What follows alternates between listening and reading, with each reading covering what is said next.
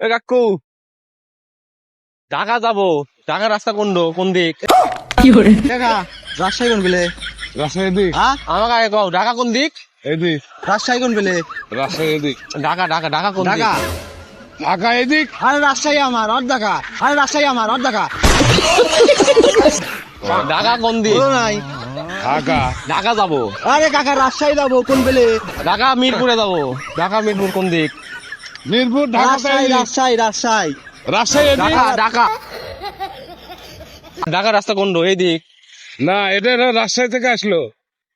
রাজশাহী থেকে ঢাকার দিকে রওনা হলো এটা। আসলো।